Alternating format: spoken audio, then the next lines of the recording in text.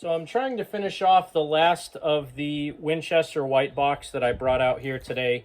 I probably shot 100 rounds of it already through my 617, and it's getting pretty dirty, but I want to see if on the video you guys can catch how much smoke comes out of those rounds. And I think part of it is because the bullets are so loose in the casing that when the powder goes off, it just blows a ton of smoke out the side of the cylinder.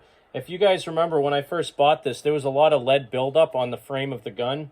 And I'm starting to see a little bit of it now, but I think largely it's due to just really crummy ammo running through this thing.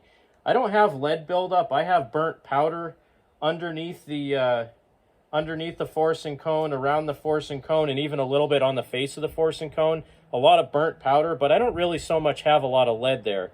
So I just want to see if you guys can see how much smoke comes out of this thing when I shoot it versus the arms core. So this is, again, Winchester white box. So I'm going to try to stand here so you can see me.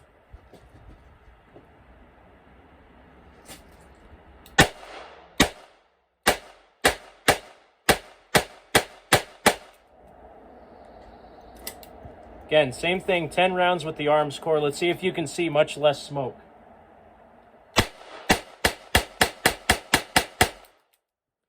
I guess not. For some reason, I thought the arms core had a lot less smoke. Maybe it's just the nature of the 22. The cylinder in this gun is a little bit loose or something. I don't know, but it seems like there's quite a bit of smoke that comes out from around the forcing cone at the end of the cylinder. If you recall in previous videos, I showed these images of the lead buildup around the forcing cone on this 617 Smith and Wesson revolver. Now, I wasn't exactly sure why this was happening in the past.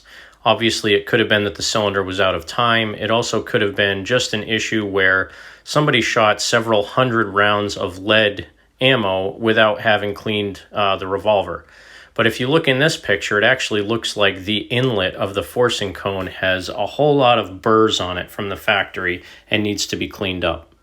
Upon further inspection, I could see that light was coming in between the barrel and the barrel shroud and where it screws into the frame of the revolver.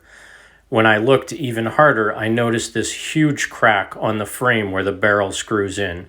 So needless to say, my 617 is being shipped back to Smith and Wesson, and I'll probably end up with a new one. Tune in for future updates on this Smith and Wesson 617.